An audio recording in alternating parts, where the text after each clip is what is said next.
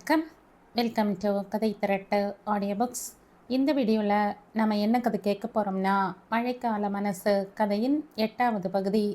நம்ம சேனலை இது வரைக்கும் சப்ஸ்கிரைப் பண்ணாதவங்க சப்ஸ்கிரைப் பண்ணுங்கள். பக்கத்தில் இருக்கிற பெல் ஐகானை கிளிக் பண்ணி ஆல்ங்கிற ஆப்ஷனை ப்ரெஸ் பண்ணுங்கள். ஸோ தட் நம்ம போடுற கதைகளை உடனுக்குடனே நீங்கள் கேட்கலாம். வாங்க கதைக்குள்ளே போகலாம். மோகினி போன பிறகு வராண்டாவில் இருக்கும் பூந்தொட்டிகளுக்கு நீர் ஊற்றிக் கொண்டிருந்தார் ரகுராம். மோகினியிடம் அவருக்கு பிரியம் அதிகம். ரொம்ப திறமையானவள். துயரத்தில் இருக்கும் பெண்களுக்கு அவள் மூலமாக விடியல் ஏற்பட வேண்டும் என்றுதான் மேரேஜ் கவுன்சிலிங் நிறுவனத்தை தொடங்க செய்தார். அவருடைய எண்ணம் ஓரளவுக்கு நிறைவேறியது என்றே சொல்லலாம். அதற்குள் தருணுடன் மோகினியின் திருமணம் முடிந்தது. ஜோடி பொருத்தம் நன்றாக இருந்ததுடன் இருவரின் கருத்துகளும் கிட்டத்தட்ட ஒன்றாகவே இருந்தன. ஒருவருக்கொருவர் துணையாக மகிழ்ச்சியுடன் இருப்பார்கள் என்று எதிர்பார்த்தார். எல்லாம் நன்றாகத்தான் இருந்தது, அணு விஷயத்தை தவிர. முதல் சந்திப்பில் தருணிடம் பேசிய போதே அனுவின் நினைவுகள் அவன் மனதில் ஆழமாக பதிந்திருப்பதை அவர் புரிந்து கொண்டார். திருமணமான பிறகு அந்த நினைவுகள் தானாகவே அழிந்துவிடும் என்று நினைத்தார்.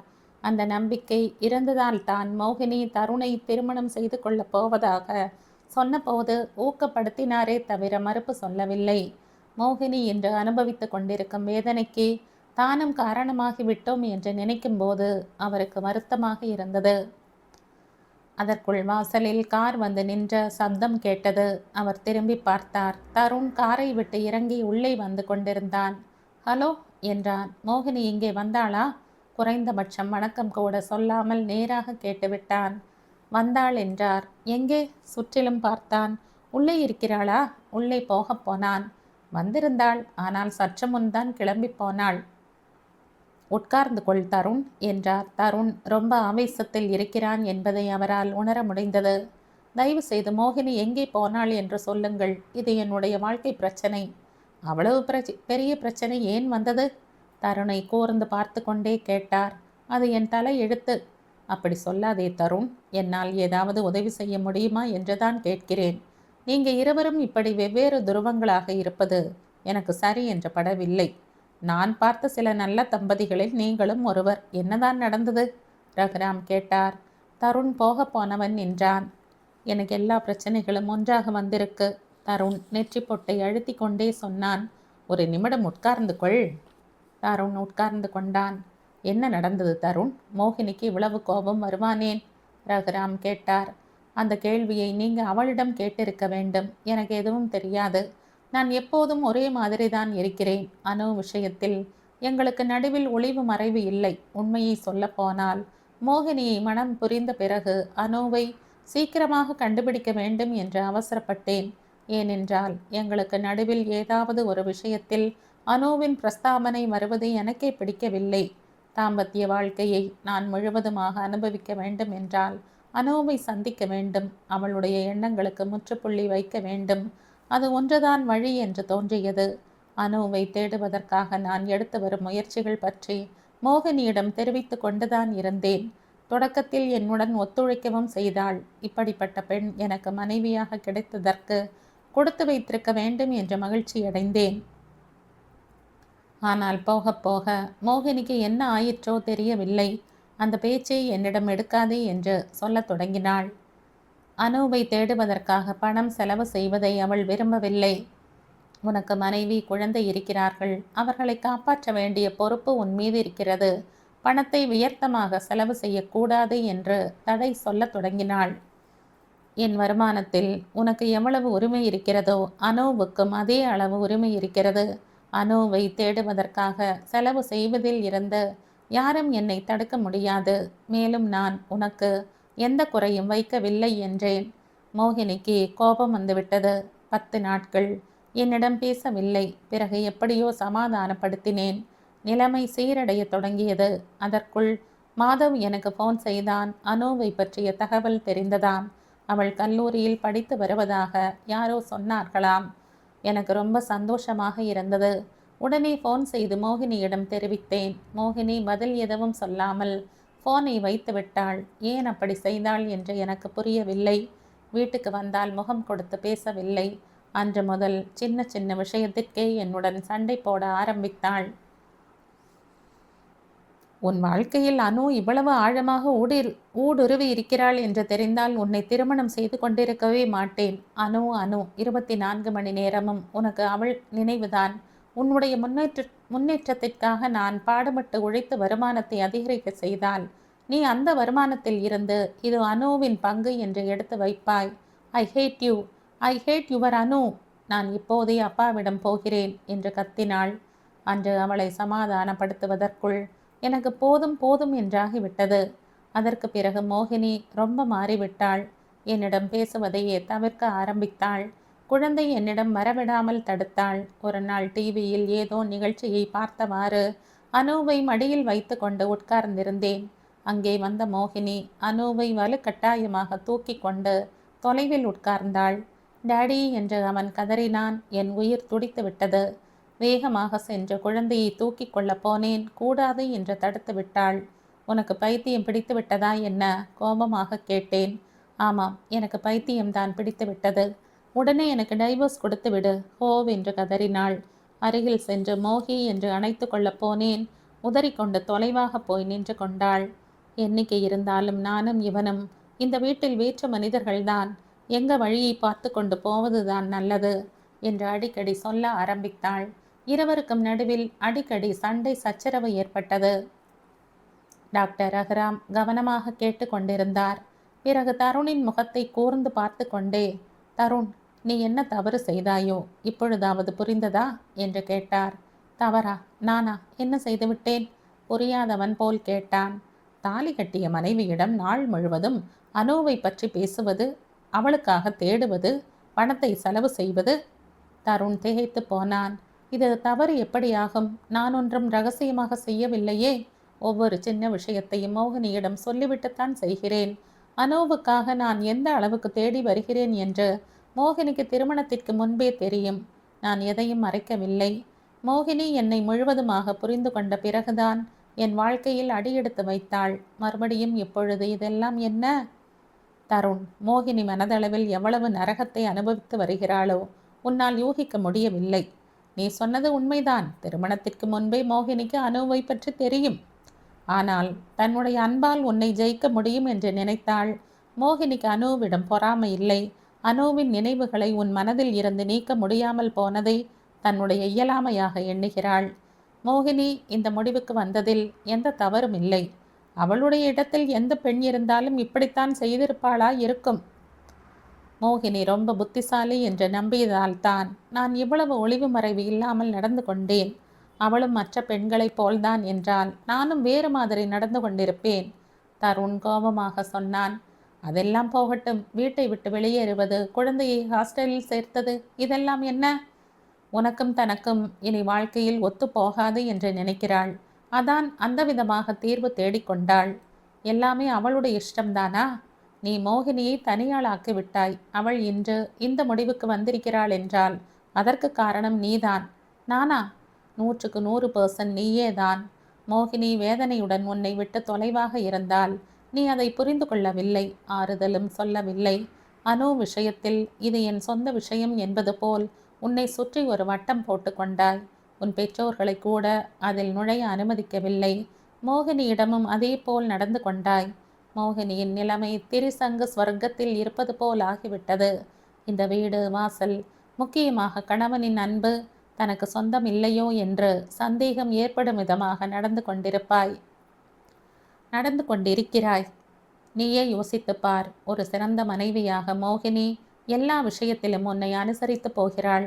தனக்கு எவ்வளவோ விருப்பமான மேரேஜ் கவுன்சிலிங் நிறுவனத்திற்கு முக்கியத்துவம் கொடுக்காமல் உன்னுடைய வியாபாரத்திற்கு, அதனுடைய முன்னேற்றத்திற்கு பாடுபட்டாள். உன் பெற்றோர்களை மட்டுமே இல்லை, உன்னுடைய நண்பர்களை, அவர்களுடைய குடும்பத்தாரை சொந்த மனிதர்களாக நினைத்தாள். நீ வேறு, தான் வேறு என்று எண்ணாமல் உன்னுடைய வாழ்க்கையுடன் தன்னை பிணைத்து கொண்டு விட்டாள். ஆனால் உன்னிடமிருந்து அவளுக்கு கிடைத்தது என்ன? நிலை இல்லாத வாழ்க்கை, அமைதி இல்லாத குடித்தனம், அன்பு இல்லையோ என்ற சந்தேகம் ஏற்படுத்தும் தாம்பத்தியம். அனு இல்லாத போதே நிலைமை இப்படி இருக்கிறது. நாளைக்கு அனு வந்துவிட்டால் வாழ்க்கை எப்படி இருக்குமோ என்ற நினைப்பு மோகினியை பாதிக்க தொடங்கியது. கடைசியில் இப்பொழுதுதான் உன்னுடன் வாழ்ந்து கொண்டிருக்கும் இந்த வாழ்க்கையின் பெயர் தாம்பத்தியமா இல்லை விபச்சாரமா என்று யோசிக்கும் அளவுக்கு மன உளைச்சலால் பாதிக்கப்பட்டிருக்கிறாள். தருண், மோகினி அவசரப்பட்டு ஒரே நாளில் இந்த முடிவுக்கு வந்து விடவில்லை. என்னிடம் பலமுறை போனில் பேசி இருக்கிறாள். உன்னுடன் உட்கார்ந்து பேசி பிரச்சனைக்கு தீர்வு காண சொல்லி அறிவுரை வழங்க இருக்கிறேன். பயன் இல்லை அங்கிள். 10 நாட்கள் வரையில் நன்றாக இருப்பாள். பிறகு பழையபடி மாறிவிடுவான் என்பாள். அவள் குரலில் இருந்த ஏமாற்றத்தை என்னால் புரிந்து கொள்ள முடிந்தது. டாக்டர் ரகுராம் சொல்லி முடித்தார். தருண் கேசத்தில் விரல்களை நுழைத்து கொண்டு தலையை குனிந்த நிலையில் அமர்ந்திருந்தான். அவர் சொன்னதை கேட்ட பிறகு அவனுடைய கோபம் அதிகரித்தது. இந்த விஷயங்களை இவரிடம் பேசியதற்கு பதில் தன்னிடம் பேசியிருக்கலாமே. எதற்காக இப்படி செய்தாள்? என்ன நடக்க வேண்டும் என்று எதிர்பார்க்கிறாள்? அவளுக்கு தன் மீது நம்பிக்கை இல்லை. அதனால் தான் இந்த விலகல். தருண் எழுந்து கொண்டான். என்ன முடிவு செய்திருக்கிறாய்? ரகுராம் கேட்டார். என்னால் இப்போ எதுவும் சொல்ல முடியவில்லை. அனுவை சந்தித்த பிறகு மோகினி தானாகவே புரிந்து கொள்வாள். நான் எந்த தவறும் செய்யவில்லை. தருண் மார்பின் மீது கையை பதித்துவிட்டு சொன்னான். இங்கே மோகினிக்கு இருக்கும் இடம் என்னவென்று புரிந்து கொண்டாள்.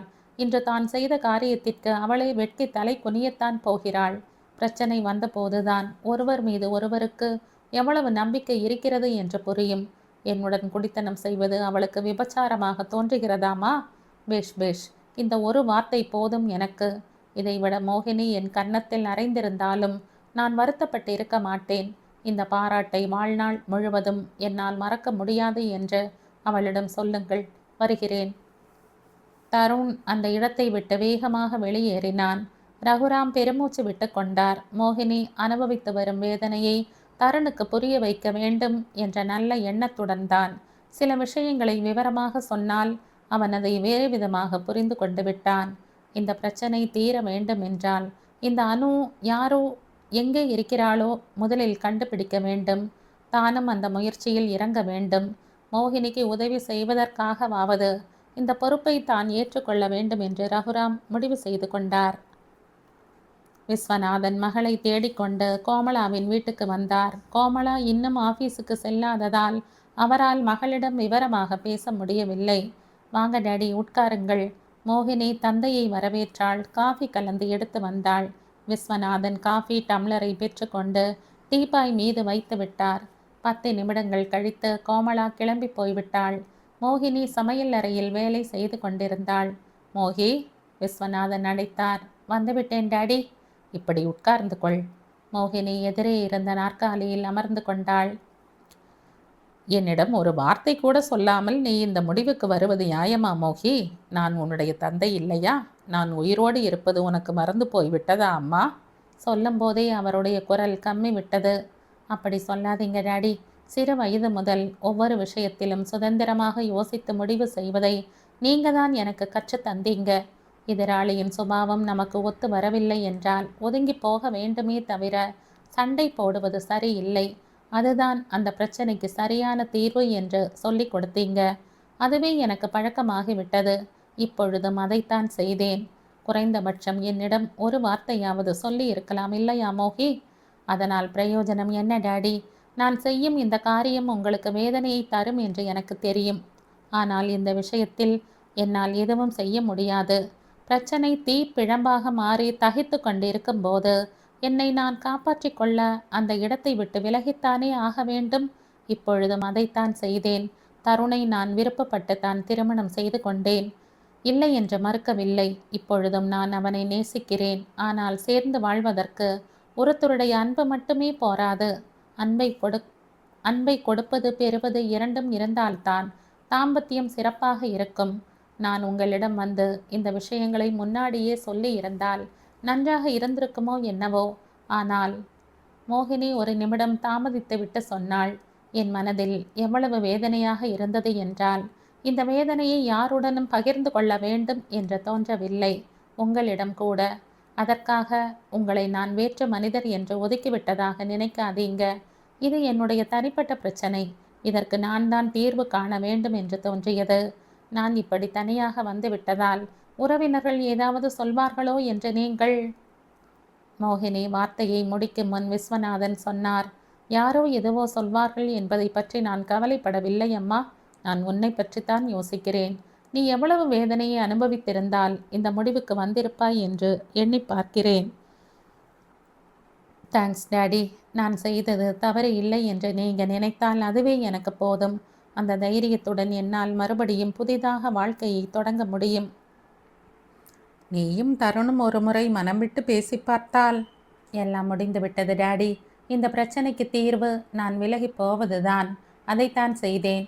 அனுவை ஹாஸ்டலில் விட்டுத்தான் ஆக வேண்டுமா மோகி? அவனுடைய எதிர்காலம் நன்றாக இருக்க வேண்டும் என்றுதான் அப்படி செய்தேன் டாடி.